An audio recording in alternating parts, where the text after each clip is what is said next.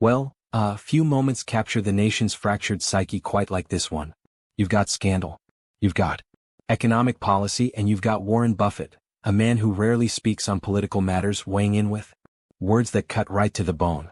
What began as whispers of unresolved legal entanglements has ballooned into a full-throated crisis. And I mean crisis in the real sense. Not just the media-hyped 24-hour news cycle sense, but the kind where multiple serious problems are converging all at once, feeding into each other, creating compound risks that nobody quite knows how to handle. At the heart of this storm lies the re-emergence of the Jeffrey Epstein files.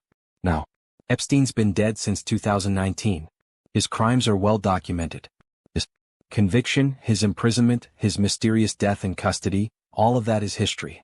But the files, the documentation of his network, his connections, the people who were involved in or aware of his activities, those have remained largely sealed, hidden, protected by various legal mechanisms and claims of privacy and ongoing investigations until now. We've got a congressional showdown over there. Release fresh off the longest government shutdown in American history. So the context here matters. The government just went through an unprecedented shutdown, longest in history. Departments closed, workers furloughed, services suspended, the whole machinery of government grinding to a halt over budget disputes and political brinkmanship. And now in the immediate aftermath of that chaos, Congress is fighting over whether to release the Epstein files. That's not a coincidence. That's a symptom of deep institutional dysfunction of a political system under severe strain. And then there's a cascade of economic missteps that have economists sounding alarms. We'll get to those in detail, but the short version is tariffs, trade wars, market volatility, economic signals that have serious economists, not political partisans, but actual experts genuinely worried about where we're headed. And then comes Warren Buffett delivering a pointed rebuke that shows Trump might be in deeper trouble than we all thought. When Buffett speaks, and especially when he speaks critically about specific policies or specific leaders, people pay attention. Not because he's partisan.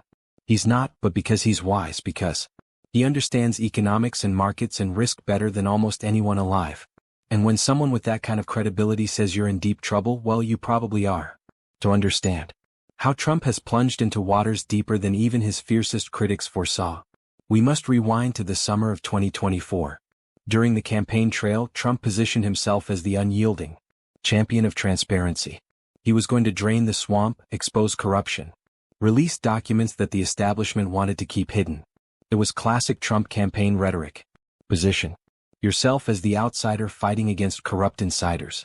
And specifically, he vowed to declassify and release the so-called Epstein files.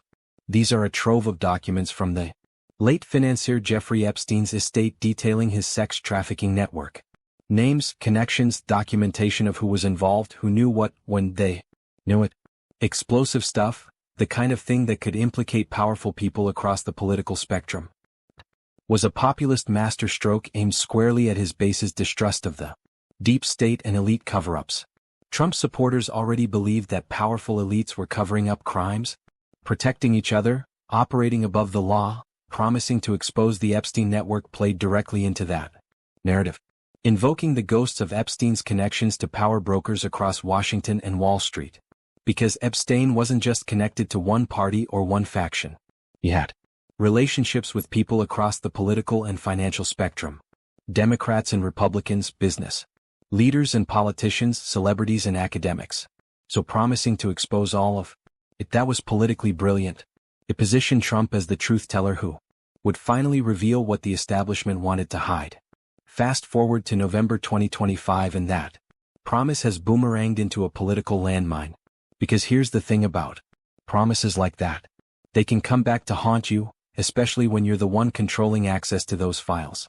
When the decision to release or not release is yours to make. The administration's foot dragging on the files, citing national security concerns and ongoing investigations, has ignited bipartisan fury. So Trump promised to release them, but now that he's in office, the administration is slow walking it, making excuses, citing reasons why they can't be released yet. National security concerns, ongoing investigations, privacy considerations. All the same reasons previous administrations used, all the same establishment justifications Trump campaigned against. And people are furious. Not just Democrats looking to score political points, but Trump's own Supporters who believe the promise and feel betrayed by the delay but nowhere more intensely than within Trump's own MAGA ranks. This is the key. His base. The people who believed him, who trusted that he would be different, who thought he would actually follow through. They're the ones who feel most betrayed. When your own supporters turn on you, that's when you know you've got a real problem. The spark lit when Democrats on the House Oversight Committee led by Jamie Rassin unveiled a batch of newly acquired emails from Epstein's estate. So, while the administration was stalling, House Democrats got their hands on some documents through other channels, legal discovery, court filings, whatever mechanism they used, and they made them public. These weren't just footnotes, they were dynamite. 3 missives explicitly referenced Trump. Not vague references, not could be interpreted as explicit references. Trump's name, direct mentions including one from Epstein himself to Ghislaine Maxwell, his convicted accomplice, discussing girls and travel itineraries that overlapped with Trump's Mar-a-Lago events in the late 1990s. Now let's be careful here. An email mentioning Trump and discussing travel itineraries isn't proof of wrongdoing. Lots of people went to Mar-a-Lago. Lots of people crossed paths with Epstein in social settings. But the context matters. The fact that it's Epstein writing to Maxwell, who's been convicted of sex trafficking. The fact that they're discussing girls in the same communication that references Trump and his property. It raises questions. Serious questions that demand answers. And here's where the political trap closes. Trump promised to release the Epstein files. That was his campaign pledge. Transparency, exposing the truth, draining the swamp. But now that documents are emerging that reference him, suddenly the administration is moving slowly. Suddenly, there are concerns about process and privacy and ongoing investigations. To his critics, that looks like hypocrisy. Like he was happy to promise transparency when he thought it would hurt his opponents, but now that it might implicate him, suddenly transparency isn't so important to his supporters who believe the promise. It looks like betrayal, like he was just using their distrust of elites for political gain. But now that he's in power, he's behaving exactly like the establishment figures he criticized. And this is creating a crisis on multiple levels. Politically, it's dividing his own coalition, the MAGA base that believed in his promises versus the establishment Republicans who want him to stop making waves. Legally, it's creating new exposure. If there are documents that reference Trump's connections to Epstein, if there are questions about what he knew or what activities he was aware of, that's a legal vulnerability. Institutionally, it's yet another example of promises made and not kept, of transparency pledged but not delivered, of the gap between campaign rhetoric and governing reality. And economically, while this is all happening while economic warning signs are flashing, while Buffett is sounding alarms about tariffs and policy mistakes, while markets are nervous and economists are worried. So you've got this perfect storm. Epstein files creating political and legal jeopardy. Economic policies creating market volatility, a base that's starting to question whether they were sold a bill of goods. Establishment figures who never fully trusted Trump becoming more openly critical. And Warren Buffett, the Oracle of Omaha, the most respected investor in America, someone with no partisan axe to grind, saying that Trump's in deeper trouble than people realize. That's not just noise. That's signal. That's someone with real credibility, real analytical ability, real understanding of how systems break down, saying, pay attention. This is serious.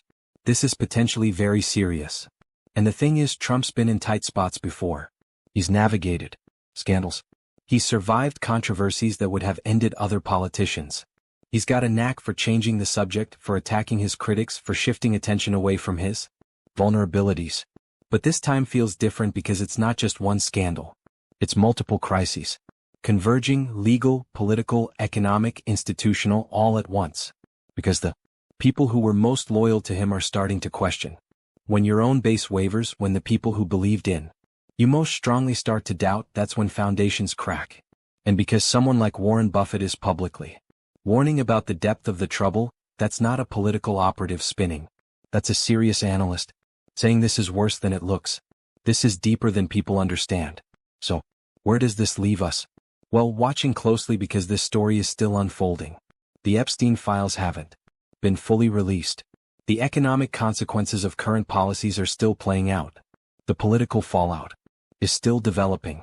But the warning signs are there, clear as day for Anyone willing to look at them honestly. And when Warren Buffett says you're in deep trouble, you'd better believe it's worth taking seriously. Very seriously indeed. Well, another email dated 2002 showed Epstein joking about recruiting staff from Trump's Palm Beach club. Now, that's the kind of detail that makes your antenna go up because it's not just about social events anymore. It's about operational overlap, about Epstein looking at Trump's property as a potential source for recruits, the club where a young Virginia Giuffre had briefly worked. And that connection matters because Giuffre became Epstein's most prominent accuser. She was the one who came forward, who testified, who helped expose the scope of Epstein's trafficking network. Giuffre died by suicide in April 2025. That's a tragedy, and it's also a loss of a crucial witness. Someone who could have provided first-hand testimony about how Epstein's operation worked, who was involved, what happened where. Now Trump has long maintained he was only peripherally acquainted with Epstein, a fixture in Palm Beach as he once called him. Just another wealthy guy in the same social circle, someone you'd run into at events, maybe exchange pleasantries with, but nothing more than that. And Trump has said that he banned the financier from Mar-a-Lago after learning of his predatory behavior. That's been his consistent defense. Once I found out what kind of person he was, I cut him off. I banned him from my property. I wanted nothing to do with him. If true, that would be the right thing to do. Distance yourself from a predator once you know what they are. But these emails paint a murkier picture, not of direct involvement in crimes. Let me be very clear about that. There's no evidence in these emails that Trump participated in or knew about specific criminal acts, but of a coziness that Epstein's network exploited for access and influence. See, that's the real issue here. It's not necessarily that Trump did anything criminal. It's that Epstein saw Trump's properties, Trump's clubs, Trump's social circle as useful, as providing access, as creating opportunities. And that relationship, whatever its exact nature, gave Epstein and his network entree into places and circles they exploited for their criminal activities. The fallout was immediate and visceral because this isn't abstract anymore. It's not just political opponents making accusations. It's documentation, emails, evidence that there was more connection than Trump has publicly acknowledged. Protests erupted with signs reading, "Release the files even if it burns Trump." And that's coming from people across the political spectrum, not just Trump haters, but people who genuinely care about exposing the truth about Epstein's network, regardless of who it implicates. Within hours, a discharge petition gained traction. For those who don't follow congressional procedure closely, a discharge petition is a mechanism to force a vote on a bill that leadership is blocking. You need 218 signatures, a majority of the House, to force it to the floor. The bill in question would mandate the file's release. No more delays, no more executive privilege claims, just release them. Shockingly, it snagged support from two Trump allies, Reps Lauren Boebert and Nancy Mace. Now that's significant. Really significant. Boebert and Mace aren't moderates. They are not never-Trumpers. They're MAGA elected representatives who've been loyal supporters, both of whom rebuffed White House and treaties to withdraw their names. The White House reached out directly trying to get them to back off, to remove their signatures, to stop supporting this effort, and they said no. That's a remarkable act of independence or defiance or principle, however you want to characterize it. Reports emerged of frantic situation. Room meetings where Trump personally lobbied holdouts only to be stonewalled. Think about that for a second. The President of the United States personally calling members of Congress, trying to convince them not to support releasing the Epstein files and getting rebuffed, getting told no. That shows you how serious this has become. How much political capital Trump's having to spend just trying to contain it. Boebert, ever the firebrand, tweeted, "Transparency isn't selective. If it's good for the swamp, it's good for Mar-a-Lago too." That's a devastating line because it uses Trump's own rhetoric against him. He campaigned on draining the swamp, on transparency, on exposing corruption if it's good for the swamp. Meaning, if transparency is important for exposing corrupt elites, then it's good for Mar-a-Lago too. You can't claim to be for transparency only when it hurts your opponents. Either you're for it or you're not. Mace echoed the sentiment, framing it as a test of MAGA principles over loyalty. And that's the real tension here. What matters more, the principles you campaigned on, transparency, accountability, draining the swamp, or loyalty to the leader? For Boebert and Mace, In this instance at least, principles won out over loyalty. By November 13th, the petition hovered at 215 signatures, 3 short, just 3 signatures away from the 218 needed to force a floor vote, with analysts predicting it could hit the magic number. By week's end, thanks to a fresh Democratic swearing in new members joining Congress, Democrats who are almost certain to sign. The math is pretty straightforward. This petition is probably going to succeed. And once it does, once they hit 218, there has to be a floor vote. That's the whole point of the discharge petition. It bypasses leadership. It forces the issue. This isn't just procedural drama. It's existential for Trump. Because if the full Epstein files get released, all of them, not just the selective leaks we've seen so far, who knows what's in there? What other emails reference Trump? What other connections get documented? What other awkward questions get raised? Even if there's nothing directly incriminating, even if there's no evidence of criminal conduct, the optics are terrible. The association is toxic. The political damage could be enormous. The Epstein saga has always been the one issue that persistently splits Trump from his base, as the Washington Post aptly put it. And that's the key insight right there. Trump's base will overlook a lot. They'll excuse behavior that would sink other politicians. They'll dismiss allegations as fake news or political persecution. But Epstein, that's different. That hits differently. Because it's about children. It's about sex trafficking. It's about the worst kind of predatory behavior imaginable. And Trump supporters, especially the QAnon-adjacent folks, the people who believed in theories about elite pedophile rings, they take this stuff seriously, really seriously. They genuinely care about exposing and stopping child trafficking. That's not just political posturing for them. It's a deeply held conviction. So when it looks like Trump might be protecting information about Epstein's network, when it looks like he's blocking transparency about exactly the kind of elite crimes he campaigned against, that creates cognitive dissonance. That makes people question. That splits the base in a way almost nothing else can. Some will stick with Trump no matter what. They'll find ways to rationalize it, to explain it away, to maintain their loyalty. But others, like Boebert and Mace apparently, will say, no, this is where I draw the line. The principles matter more than the person. And that's why this is so dangerous for Trump politically. He can survive legal problems. He's done it before. He can survive economic criticism. He can survive policy failures. But losing his base, having his own supporters turn on him over an issue of fundamental principle, that's much harder to recover from, because these aren't fair-weather supporters. These aren't people who backed him cautiously or conditionally. These are true believers who've defended him through everything. And when true believers start to waver, start to question, start to put principle over loyalty, that's when foundations crack. That's when political coalitions fracture in ways that are very hard to repair. So, you've got this situation where the Epstein files are becoming politically unavoidable. The discharge petition is almost certain to succeed. Floor vote will happen. The pressure to release the files is becoming irresistible. Trump's own allies are defecting on this issue. Not moderates or critics, but MAGA-aligned representatives who've been loyal on almost everything else. The White House is expending enormous political capital trying to contain this. Personal calls from the president, frantic meetings, desperate attempts to stop the momentum. And it's not working. The signatures keep coming, the pressure keeps building, the timeline keeps moving toward an outcome Trump doesn't want. And all of this is happening while Warren Buffett is warning about economic trouble, while other legal cases are pending, while multiple crises are converging. It's compound risk again. Each problem making the others worse. Each crack in the foundation making the structure more unstable. The Epstein file controversy damages Trump politically, especially with his base. That weakens his position generally, which makes it harder to push through his economic agenda, which creates more market uncertainty, which Buffett warns about, which creates more political pressure, which makes the Epstein issue even more damaging. Around and around it goes, each element reinforcing the others, the spiral tightening. And that's why Buffett's warning that Trump is in deeper trouble than people realize. That's not hyperbole. That's not partisan attack. That's just accurate analysis. When you've got your own base starting to split over a fundamental issue of principle.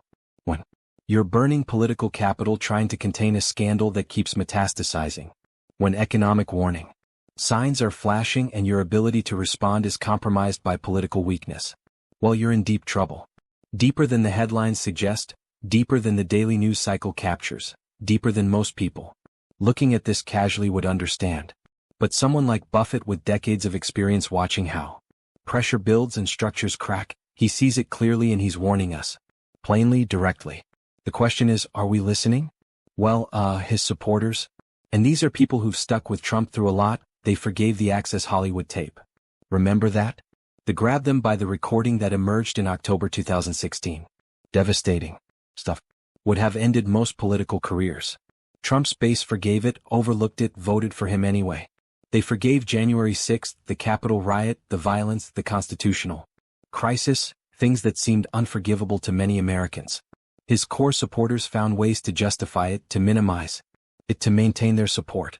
Multiple indictments, 91 felony charges across 4 cases. They saw it as persecution, as the deep state trying to take down their champion. It actually strengthened their support in many cases. But they draw a hard line at child exploitation. And that's the difference. That's the issue where loyalty has limits, where rationalizations don't work, where the moral calculus changes completely. Polls from mid-November show a 12-point drop in approval among white evangelicals. The mega bedrock directly tied to the emails. 12 points. That's not margin of error stuff. That's not statistical noise. That's a real measurable shift in a crucial constituent. White evangelicals have been Trump's most reliable supporters. They've overlooked his personal behavior, his crude language, his multiple marriage, all of it because they believed he was fighting for their values on issues like abortion and religious freedom. But child exploitation, that's different. That touches their deepest moral convictions.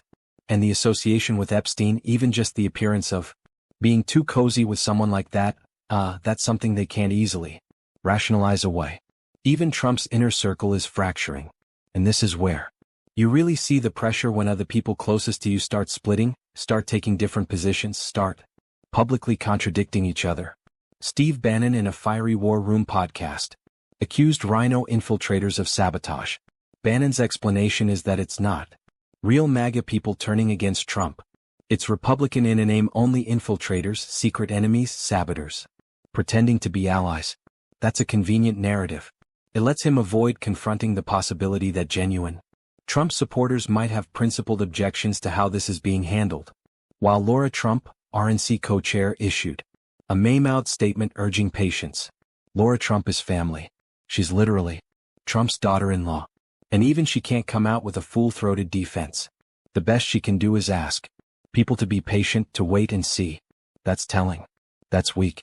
That's the kind of statement you issue when you're trying to navigate between loyalty and reality, and you can't quite figure out how to square the circle. A veto-proof majority is plausible given the crossal momentum. Veto-proof means 2/3 of both chambers. That's a very high bar, but given the bipartisan support for releasing the files, given how many Republicans are breaking ranks on this specific issue, it's actually possible. And if the bill passes the GOP-controlled House, Trump faces a Sophie's choice.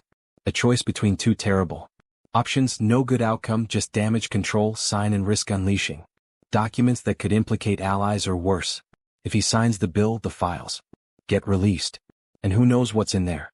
Maybe it's just embarrassing. Maybe it implicates people around him. Maybe it's worse than that. He doesn't control the narrative once those documents are public. Or veto and alienate the very voters who propelled him back to the White House. If he vetoes, if he personally blocks the release of the Epstein files after promising transparency, he confirms every suspicion. He proves to his base that he was lying, that the promises were just political tactics.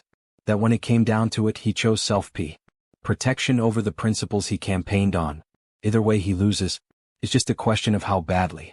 Compounding this reputational hemorrhage is the economic front. See, all of this is happening simultaneously. The Epstein file crisis isn't in isolation. It's happening while economic problems are mounting. Where Trump's signature tariff regime meant to make America wealthy, again has morphed into a self-inflicted wound. The tariffs were supposed to be the centerpiece of Trump's economic policy. Bring manufacturing back. Protect American workers, make foreign countries pay for taking advantage of. That was the promise, the theory, the campaign slogan. But the reality? Well, it's been quite different. Since April 2025, the administration has slapped 30–60% duties on imports from China, Mexico, Canada, and the EU. Those aren't small tariffs. Those are massive. 30–60% additional cost on imported goods from our largest trading partners, citing everything from fentanyl flows to trade imbalances. The justifications vary depending on the country and the product, national security, drug interdiction, trade deficits, whatever. Rationale works politically. With the Trump administration raking in about $300 billion, 0 cents already, $300 billion in tariff revenue. That sounds impressive, right? That's real money coming into the treasury. But here's what that number doesn't tell you. Who's actually paying those tariffs? Because contrary to what Trump has claimed, foreign countries don't pay tariffs. American importers do. And they pass those costs on to American consumers and businesses. So that $300 billion 0 cents, it's coming out of American pockets one way or another. The intent was noble to protectionists. Few believe in protecting domestic industries from foreign competition. If you think American manufacturing has been hollowed out by unfair trade practices, then tariffs make sense as a policy tool. Repatriate manufacturing, boost jobs, and fund a $2,000 tariff dividend for Americans. In the short term, the idea was collect all this tariff revenue, then distribute it back to Americans as a dividend, a tangible benefit they can see and feel. $2,000 per person. That would be politically popular. That would make the tariffs seem like they're working. That would justify the policy. But reality has been brutal because the economy doesn't work the way the policy assumed it would. The S&P 500 cratered 8% post-announcement. 8%. That's a significant market decline. That's trillions of dollars in lost value, wiping out $4 trillion. 0 cents in market value. For trillion with a T. That's retirement accounts. That's pension funds. That's the wealth of millions of Americans. Invested in the stock market gone in a matter of days just from the announcement of these tariff policies and sending consumer confidence to 2022. Well, people got nervous. They saw the market crash. They saw prices starting to rise. They started worrying about their jobs, their savings, their economic future. Consumer confidence dropped to levels we hadn't seen since the depths of the inflation crisis in 2022 before hitting new all-time highs. After the deal with China was finalized. So, there's a recovery, a bounce back. After a deal was struck with China that presumably reduced some of the tariff burden or created more certainty. But think about the whipsaw effect here. Crash, then recovery, panic, then relief. That kind of volatility is itself damaging. It makes planning difficult. It makes businesses hesitant to invest. It creates uncertainty that has real economic costs even if the market eventually recovers. And this is where Buffett's warnings come in. He's been saying for months that tariffs are economically destructive, that they raise costs for consumers, that they invite retaliation, that they disrupt supply chains in ways that hurt American businesses. He called them an act of war economically, not because they're justified like a defensive war, but because they're aggressive, destructive, and ultimately harmful to everyone involved. And the market reaction proved him right. That 8% drop, that $4 trillion 0 in lost value, that was the market saying, we think these policies are bad for the economy. We think they're going to hurt growth and profits and prosperity. Now the recovery after the China deal that shows the market responds positively when sanity prevails, when deals get made, when the most aggressive policies get walked back. But the damage was done, the volatility was created, the uncertainty was introduced, and that has lasting effects beyond just the immediate market moves. So here's Trump dealing with an Epstein file crisis that's splitting his base and forcing his own allies to defy him. Economic policies that cratered the market and shook consumer confidence. Even if there's been some recovery. Legal problems still pending across multiple jurisdictions. Inner circle. Fracturing with advisors and family members unable to present a united front. A veto-proof majority potentially forming to force release of documents he doesn't want released. All happening at once, all feeding into each other, all creating compound pressure that's very difficult to manage. And that's why Buffett's assessment that Trump is in deeper trouble than people predicted. That's not partisan. That's not wishful thinking from opponents. That's a sober analysis of someone watching multiple serious problems converge and recognizing the pattern of how systems break down under that kind of compound pressure. The Epstein issue alone would be manageable. Maybe the economic volatility alone could be weathered. The legal problems alone could be fought. But all of them together, all hitting at once, all reinforcing each other, that's when you get into real trouble. Deep trouble. The kind where even your most loyal supporters start questioning. Where even your inner circle starts fracturing. Where even your signature policies start looking like liabilities. And that's exactly where Trump finds himself in late 2025. Deeper trouble than almost anyone predicted, deeper than the daily headlines capture, deeper than most casual observers understand, but not deeper than Warren Buffett predicted because he saw the patterns. He understood the risks. He recognized the fragility underneath the surface, and he tried to warn us. Is still trying to warn us. The question is, what happens next? When you're in this deep, how do you get out? Or do the pressures just keep building until something breaks? We're about to find out. Well, inflation ticked up to 4.2% in October per Labor Department data. Now 4.2% doesn't sound catastrophic. We've seen worse. We saw 9% inflation back in 2022. But here's the thing. We're supposed to be past this. The Fed had worked hard to bring inflation down. We'd gotten it under control. And now, it's ticking back up as supply chains snarled and prices for everything from avocados to auto parts surged. See, this is the direct consequence of tariff policy. When you slap massive duties on imports, when you disrupt established supply chains, when you force companies to suddenly source materials from different places, things get more expensive. Avocados from Mexico more expensive with tariffs. Auto parts from Canada more expensive. Electronics components from China. You get the idea. And the annual average for the year remains around 3%. So we're running above the Fed's 2% target. Not drastically but persistently. And the trend is wrong. It's going up when it should be stabilizing or coming down. Job losses averaged 11,000 weekly in October. 11,000 jobs lost per week. That's about 44,000 to 48,000 jobs per month depending on how many weeks the first sustained downturn since the pandemic. This is significant. We haven't seen consistent job losses like this since the labor market had been strong, resilient, adding jobs month after month.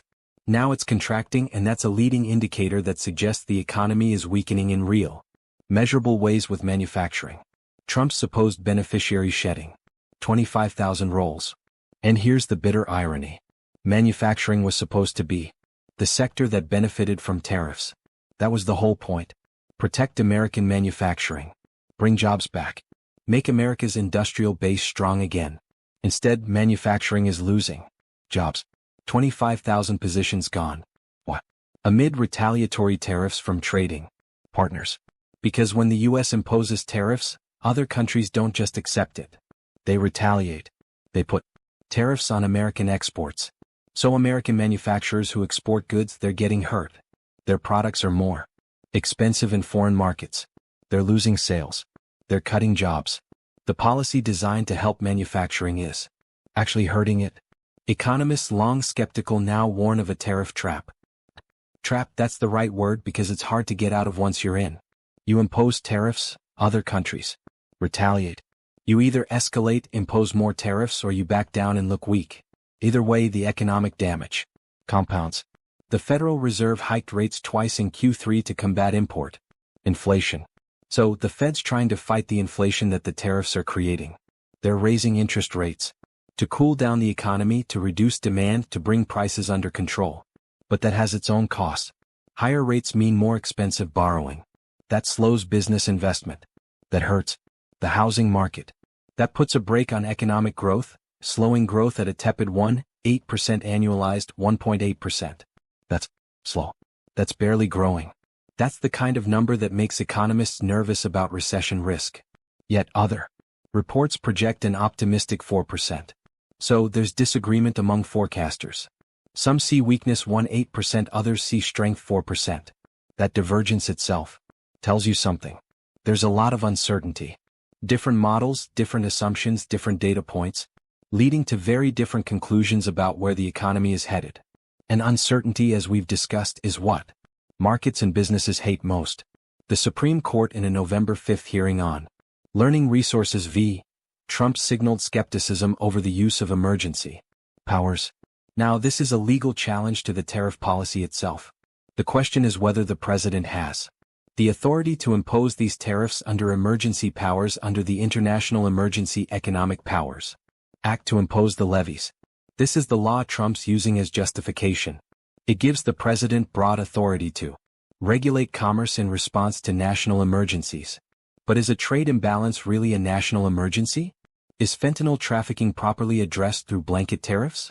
The Supreme Court seems skeptical, echoing a federal circuit ruling that deemed them illegal but stayed enforcement until October.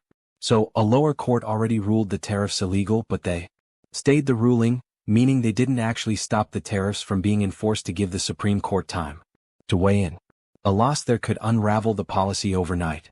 If the Supreme Court rules that Trump doesn't have the authority to impose these tariffs, that they're illegal under existing law, well, they'd have to come off immediately, exposing Trump to accusations of economic sabotage because all that market volatility, all those job losses, all that disruption to supply chains, it would have been based on an illegal policy damage done without legal authority. That's politically devastating. That's economically disruptive. That's the kind of thing that destroys credibility and trust. Now, Warren Buffett has rarely waded into partisan waters. This is important. Context. Buffett's not a political bomb thrower. He doesn't take sides publicly very often. He doesn't get involved in daily political fights. When he speaks on policy, it's usually measured, careful, bipartisan in tone. But on November 11th, in a CBS Sunday Morning interview, his first major sit-down since the election, Buffett didn't mince words on tariffs. He broke his usual restraint. He spoke clearly and directly about what he thinks is a serious policy mistake. They are an act of war to some degree, he said. His folksy drawl belying the gravity. Act of war. Strong language from someone who usually chooses his words so carefully. What he means is tariffs are economically aggressive. They're hostile actions that damage relationships and hurt all parties involved. They're the economic equivalent of conflict rather than cooperation. Prices will be higher 10 years from now, 20 years from now, 30 years from now. And this is Buffett thinking long-term the way he always does. He's not just worried about next quarter or next year. He's saying these policies set in motion dynamics that will keep prices elevated for decades. That the damage isn't temporary. That we're locking in higher costs for a generation. He elaborated at Berkshire's annual meeting on May 3, 2025. Those remarks are being recirculated now amid the crisis because they're so relevant to what's happening. Trade should not be a weapon. The more prosperous the rest of the world becomes, the safer we'll feel. This is fundamental Buffett philosophy. He believes in cooperation, not conflict, in win-win rather than zero-sum thinking. When our trading partners prosper, when their economies grow, when their middle classes expand, that's good for us. They buy more American products. They're more stable politically. They're better partners at using trade as a weapon trying to hurt other countries. Economically, that makes everyone worse off, including us. Buffett, whose conglomerate thrives on global supply chains, isn't just opining. He's warning of systemic risk. This is important. Buffett has skin in the game. Berkshire Hathaway owns dozens of companies that rely on global trade, on smooth supply chains, on stable economic relationships with other countries. When he warns about tariffs, he's not being abstract. He's seeing real effects on real businesses he owns and manages.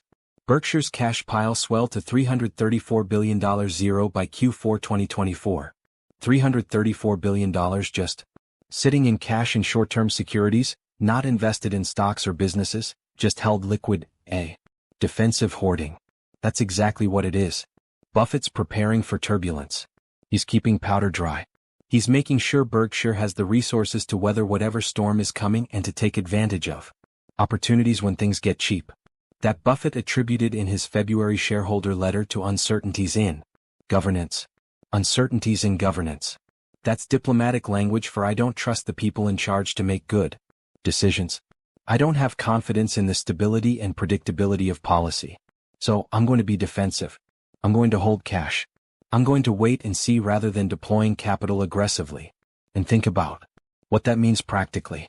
When Warren Buffett, the greatest investor of our time, someone who's built his fortune by deploying capital into productive businesses, when he's holding $334 billion, 0 cents in cash instead of investing it, that tells you something profound. It tells you he sees more risk than opportunity right now. that he's worried about governance and policy, that he doesn't trust the economic environment enough to put that capital to work. And if Buffett feels that way, imagine how other investors feel. Imagine how businesses feel when they're making decisions about expansion, hiring, capital investment. If the Oracle of Omaha is defensive, why would anyone else be aggressive? So, you've got this perfect storm on the economic front. Inflation ticking back up when it should be coming down. Job losses accelerating when employment should be growing. Manufacturing the sector. Tariffs were supposed to protect actually shedding jobs. Economic growth either tepid or uncertain depending on which forecast you believe. Legal challenges that could invalidate the core policy overnight. And Warren Buffett, the most respected voice in American business, publicly calling tariffs an act of war, warning about decades of elevated prices and positioning his own company defensively. That's not just one person's opinion. That's a signal about systemic risk. When someone with Buffett's track record, his analytical capability, his access to information across dozens of industries, when he's warning this strongly and positioning this defensively, you need to pay attention. Because he's seeing something, some pattern, some risk, some combination of factors that makes him genuinely worried about where we're headed. And combined with everything else we've discussed, the Epstein file crisis, the legal problems, the base fracturing, the inner circle splitting, it paints a picture of an administration in deep trouble on multiple fronts. Economic policy that's backfiring, legal authority being challenged, political support eroding, market confidence shaken, all happening simultaneously, all feeding into each other, all creating the kind of compound risk that's very hard to manage and very easy to underestimate. That's why Trump's in deeper trouble than everyone predicted. Not just because any one thing is going badly, but because everything's going badly at once in ways that reinforce each other and create cascading problems that are bigger than the sum of their parts. Buffett sees it. He's warning about it. He's positioning for it. The question is anyone listening? And more importantly, is anyone in a position to do anything about it? Actually taking the warning seriously, because the clock's ticking. The pressure is building and the room for maneuvering is getting smaller every day. He urged Trump to spend the $26.8 billion in taxes Berkshire paid wisely, lest inflation erode the dollar's stability. $26.8 billion. That's what Berkshire Hathaway paid in taxes. One company, 1 year. And Buffett's message to Trump is don't waste it. Use it responsibly. Because if government spending is reckless, if fiscal policy is irresponsible, inflation gets worse. And the dollar's stability gets undermined. A basic economic responsibility. That's Buffett's framing. Not partisan, not political, just basic economic responsibility. Spend taxpayer money wisely. Don't create inflation through irresponsible policy. Simple advice, but apparently necessary to state explicitly. Buffett's timing is exquisite, if unintentional, because these warnings are landing precisely when Trump's policies are creating the exact problems Buffett's worried about. Inflation ticking up, market volatility, economic uncertainty. Whether Buffett planned it that way or not, the timing makes his warnings hit harder. Overseas, the BBC scandal had been caught manipulating Trump's January 6 speech to influence the 2024 election. Now we're adding another dimension to this crisis: international complications. The allegation is that the BBC, one of the world's most respected news organizations, edited footage of Trump's January 6 speech in a way that misrepresented what he said, potentially to influence the election. True. That's a massive journalistic scandal. If not true, it's still a serious diplomatic problem because of how Trump's responded. Trump's $1 billion 0-cents lawsuit threat over an allegedly edited January 6 clip has strained US-UK ties. $1 billion. That's the lawsuit Trump's threatening, and it's straining relations with one of America's closest allies, the UK. The special relationship that's been a cornerstone of American foreign policy for decades, with Director General Tim Davie resigning amid bias accusations. So there have been real consequences. The head of the BBC resigned. Whether it's because of actual misconduct or because of political pressure, that's disputed. But the result is institutional upheaval at a major international broadcaster and US-UK relations taking a hit over it. Even Project 2025, the Heritage Foundation blueprint Trump distanced himself from, haunts him. Project 2025 was this comprehensive plan for restructuring the federal government. Very detailed, very aggressive, very controversial. During the campaign, Trump said he had nothing to do with it, distanced himself, said it wasn't his agenda. But its architects now populate his cabinet. So the people who wrote Project 2025, they're in his administration in positions of power, implementing policies that look an awful lot like what Project 2025 recommended, fueling cries of a unitary executive power grab. The concern is that Trump's consolidating power in the executive branch, reducing congressional oversight, weakening independent agencies, creating a presidency with fewer checks and balances. That's what critics see when they look at the personnel choices and the policy directions. Peering ahead, the horizon darkens. And this is where the analysis gets really sobering, because all the current problems, they're creating future problems that might be even worse. Midterms loom in 2026, midterm elections. Historically, the president's party loses seats. Yeah, it's almost a law of political gravity. And Trump's going into these midterms with MAGA enthusiasm at a nadir. Polls show 15% of 2024 Trump voters disillusioned by the files. 15% of his own voters from 2024 are now disillusioned specifically because of the Epstein files issue, because of the broken promise on transparency, because of the perception that he's protecting himself rather than exposing elite crimes. That's a massive erosion of his base. And if those voters stay home in 2026, if they don't turn out for Republican candidates, that could be catastrophic for the GOP and congressional races. If the Supreme Court gets the tariffs, recession odds jump to 60% pairing group models. Think about that for a second. And if the court rules the tariffs are illegal and they have to be removed suddenly, not gradually phased out but just yanked away overnight, the economic disruption could tip us into recession. 60% odds. That's more likely than not. Why? Because businesses have already adjusted to the tariffs. They've changed suppliers, raised prices, restructured operations. Suddenly reversing course creates chaos and uncertainty that could freeze economic activity, potentially costing 2 million jobs. 2 million people unemployed because of the economic whipsaw. The tariffs creating disruption on the way, and then their sudden removal creating disruption on the way out.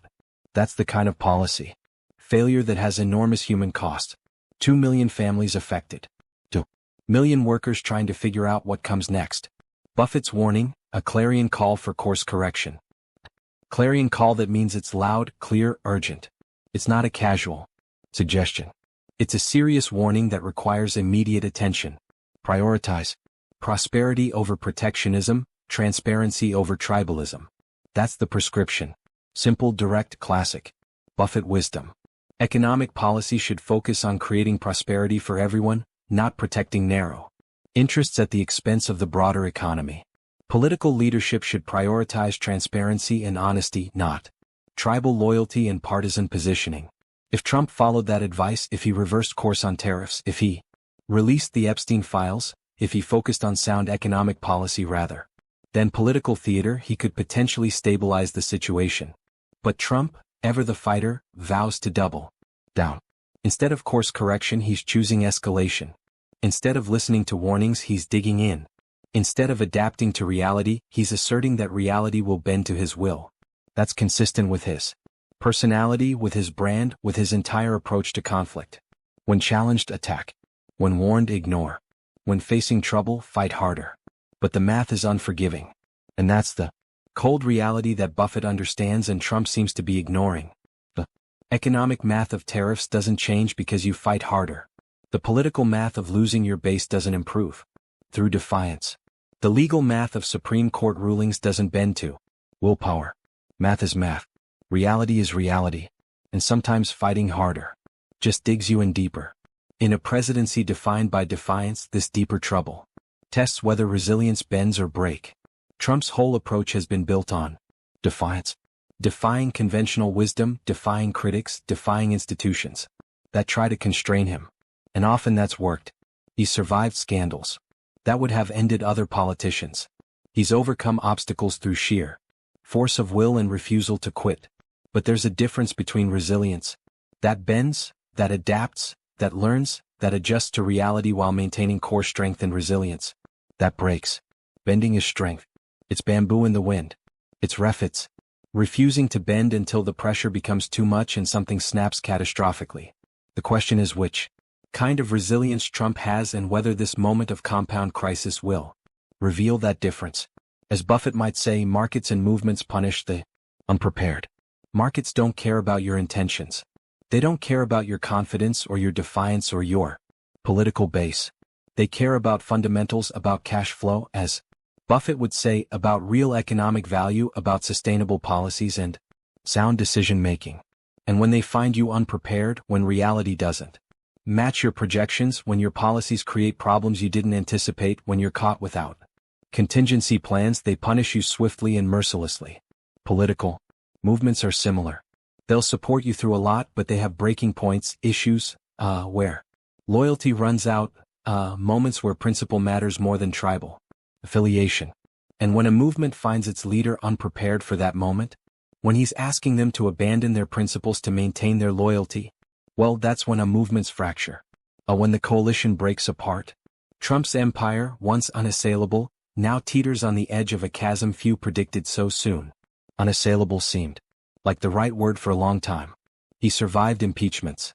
He survived criminal convictions. He got re-elected.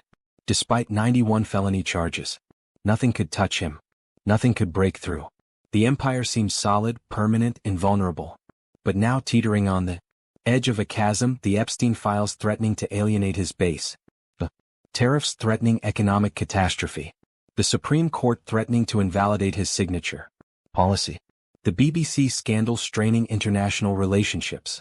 Project 2025 haunting his claims of moderation. All of it happening at once.